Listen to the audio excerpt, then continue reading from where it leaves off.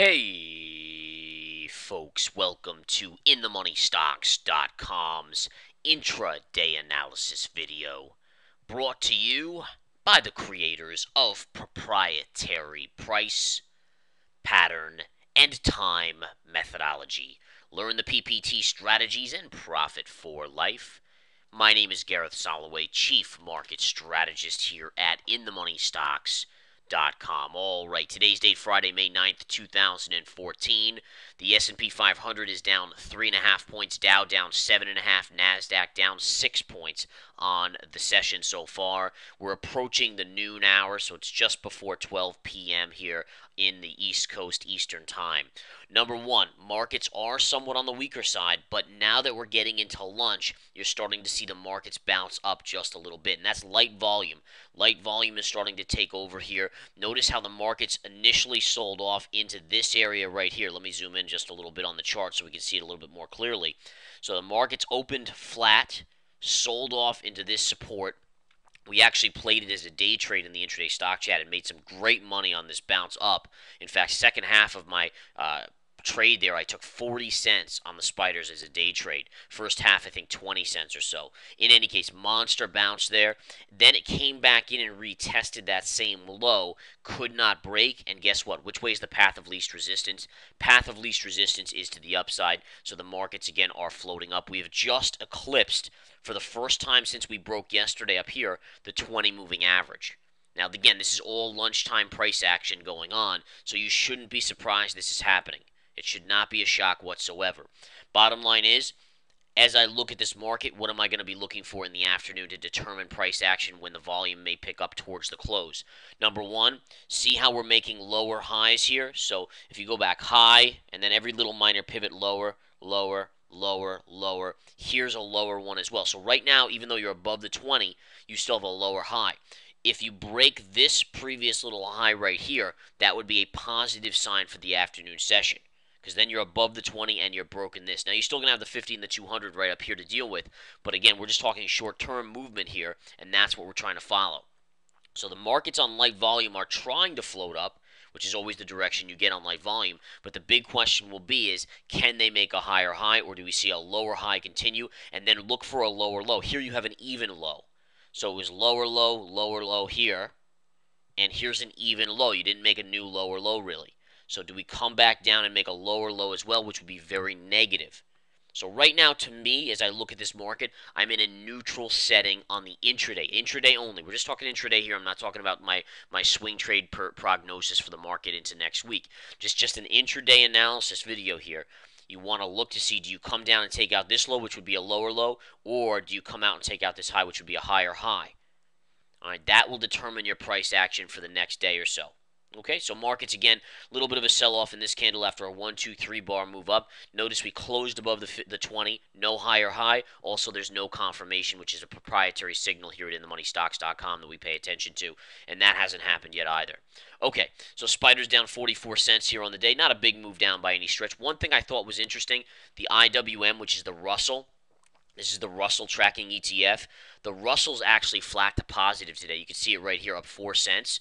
That's unusual. We haven't seen that lately. Right? Usually the Russell's been falling more than the S&P. So that's actually a small positive sign to see small caps starting to get a bid. Granted, they've been beaten down so much, but still, that could be a small light. I don't know yet. Again, we're still going to have to follow the S&P to see where it kind of closes today. But I think that's just something that caught my eye that I wanted to pass along to you. If we go back to the SPY here, which again is the S&P tracking ETF, the other thing I want to mention to you guys is that if you look at this whole week has just been a whip week. The markets net are slightly lower. This is where we closed last Friday, and this is where we're currently trading. But it's not much. I mean, we're talking about from basically 188 to 187.30. So that's a 70-cent move down for the whole entire week so far. And who knows where we end the day. But I think the key is, you have to understand the markets are at a pivot point. Why? What's a pivot point? A pivot point is basically where the markets are determining for themselves, based on technicals and other factors, about which direction they will go. All right, and I'm talking bigger move here, which is the next bigger move in the market. And the reason why I say that, folks, is because if you look at this Monday, right, here's Monday. Monday had a big gap down. We reversed and closed positive. Tuesday, small gap down, sold all the way back down. Wednesday, we flushed, had a big reversal, went up. Thursday, we rallied early, sold off late in the day. And Friday, we're just chopping here. So you see how it's just up, down, up, down, up, down, up, down. I mean, it's just literally a whipsaw in a pretty tight range. I mean, you're going from 186.50 to the 189 level, just up, down, up, down, up, down here. And that's telling you you're going sideways in terms of consolidation. And that's telling you that there's a pivot point here, that the markets are trying to figure out which way they're going to break. And when they break that range, that will be, again, as I said, a significant move on the swing trade side that we're going to be looking for. And I want to capitalize on that when I get the right signals. Right now, based on these couple factors, I want to show you why there's a couple factors here that have me slightly negative, but that could change. I mean, literally, if we move up and start taking out highs here, that would change. But see this trend line down here, folks? Slopes up. And again, I can show you here if we zoom out. So it goes from this little pivot to this little pivot right here. And, whoops, go back to the current levels. So if you notice here, we hit it here, we bounced up, we came back, we hit it here, bounced up. Then we broke it and closed below. Now, intraday yesterday, we got above it, but by the end of the day, we closed back below. And then today, we're chopping kind of slightly negative on the day. So the fact is, as long as we remain down below this upsloping trend line, for me personally, that gives me a small negative bias. Not a huge one, because I want to see us break the... See, this is the next one right here. Connect these two.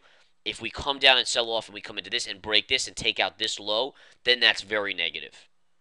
All right, so you'd want to make a lower low. So here you have again, if we zoom, just go back a little bit. Here you have a low, you have a higher low, you have a higher low, and then let's go forward. Now you made a lower low. So higher low was here and then a lower low. And now you're kind of trading in between this pivot top and this one and this low. If we come down, take out this upsloping trend line and take out this low, now you'll have a lower low here with another lower low down there. And that would be, again, a negative signal for the markets. And I hope this is educational for you guys as you're learning how to trade these charts, because this is really important. I mean, this is how you determine and how you make sure you're understanding which direction the market's going to go. All right, so that's just on the spiders there. One thing of interest today, we have the dollar. The dollar is actually having a very strong bounce today. Very, very strong bounce. This is the intraday, but if you take a look at the daily chart, take a look at this, guys. The dollar over the last few sessions has ripped higher here. Really ripped. And it's interesting because the dollar moving up, okay, if we take a look at the dollar-yen chart, all right, the dollar-yen is up a little bit on the day, but it's not moving as much. Usually the dollar-yen will move more, and the dollar-yen is what the markets are triggering off of anyways. But the dollar, again, has gotten very strong over the last few days as we go back to the UUP chart here with this big move up. Now, you're above this trend line, so this is interesting. So you had a low, low, low, and you broke with a gap down. But again, if you've taken my Elite Keys to Unlimited Success webinar, you know that right here, there's no confirmation. So you don't know. Confirmation tells you if it's a true breakdown or a fake out breakdown, and there's no confirmation here, so you know it could be a fake out breakdown, and that's ultimately what it was as you spike back up. Now, you're going to come into some significant resistance here, but this is a big reversal on the dollar. And now we need to start looking for bullish consolidation to maybe go long the dollar mid to late next week. I mean, there's some big things going on here between the currency markets and the markets themselves setting up. And in my opinion, what this is doing, this is setting up for the next big move. All right, that's what you're seeing. You're setting up for the next big move in the markets. And again, we'll watch to see how that plays out here. I do think that probably next week is that week that we get that bigger move, because the way the markets are shaping up, it can't hold this range for too much longer before at least you get another move up or down. And again, right now it's angling to the downside. That's the way I believe right now it'll go, but it will change if we see the right signals in the charts. And remember, you never want to be a perma-bull, perma-bear. You want to be a neutral trader that just follows the charts and let the charts tell you what to do. And by doing that, then you'll be on the right side of the trade, 80%, 90% of the time. And I think if you look at our track record this year in 2014, which is on our website, it's audited, time-stamped, everything, you can see that we're batting about 90% this year from all our trades. We've given out about 50-plus trades that we've given out in 2014 and closed out, and we've made about 180, I think 190% now, something like that. And it's, about a 90% success rate ratio right now, which is unbelievable. That's even better than usual. Usually we're about 80%, 85%, but 90% is just stellar. Absolutely awesome. All right, so that's what we got going on there, guys. And again, just a couple things to note. Let's take a look at some stocks. And this stock is actually weak today. JP Morgan Chase. Markets are down as well, but look at JPM percentage-wise, down almost 1%, and the markets aren't nearly close to being down that. So we do see financials, which were strong yesterday, weaker today, and they are coming back in, and they've been weak for a long, long time. I wrote an article, I think, a couple days ago about how weak the financials are and how they're not good investments. And many people have asked me, should I be buying JPM, Goldman Sachs? And I said, listen, I mean, look at interest rates. Interest rates have done nothing but go down as the Feds withdraw liquidity from the market. And 10-year, again, is slowly crept down from, we were near 3% not long ago, and now it's back down to 2.6 or so, 2.65. And that's not good for banks because they're the ones charging that interest rate, and that's the money they're making. So that's not a good sign. The fact that the housing market's slowing is not a good sign. So in the short term, anyways, unless we see a change, I think bank stocks are not a place you want to be right now in the short term. Longer term, if things really get straightened out, maybe that's where that's a good area, but not right now, that's for sure. All right, what else do we have here, guys? Twitter. Some of the social networking stocks doing really, really well here. Twitter, again, up about 2% on the day. If you look at LinkedIn LNKD up $3 on the day, or about 2%. And Facebook is up about 0.65% or 37 cents. So you see a lot of these beaten down stocks starting to do a little bit better. Even Netflix is up slightly on the day, although not much. Netflix, by the way, the daily chart is not a pretty chart.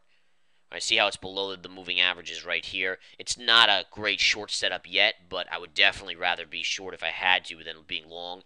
This will be your next spot here, and then your next support will be right down here. So anytime a chart is trading and chopping and below moving averages like that after a big fall, it's a very scary scenario because if it bounces, it's going to have resistance here. If it falls, there's no support until here, and maybe here. So you have to look at risk reward in those scenarios and kind of make that determination. So things like that really important, folks, to go over on the charts. Other than that, I mean, just looking at Apple today, Apple's on the weaker side. We've seen Apple. It's so interesting how Apple went up. It pierced that 600 level and then just came right back in. And again, supposedly Apple's buying Beats, the headphone maker, Beats Electronics, for $3.1 billion. I'm not sure the maneuver there. I don't understand it necessarily, but again, they got so much cash. What's another $3 billion? I guess when you're holding hundreds of billions of dollars in cash on your balance sheet. So we'll see if they have some sort of maneuver. But right now, the market doesn't seem to like it either, as the stock is selling off pretty decently today. All right. And, yeah, I think that's about all for today, folks. I'm going to try to put out a swing trade alert this afternoon. I have seen a couple potential ones. If they hit the right levels, I'll be doing that. And, again, it's all about just trading what the market gives you, and you can make a lot of money if you learn how to do that. We teach it here at InTheMoneyStocks.com. We give you the trade setups. Come join us here. Take the 7-day free trial. Talk to you soon, guys. Have a great rest of your day and your weekend. Take care.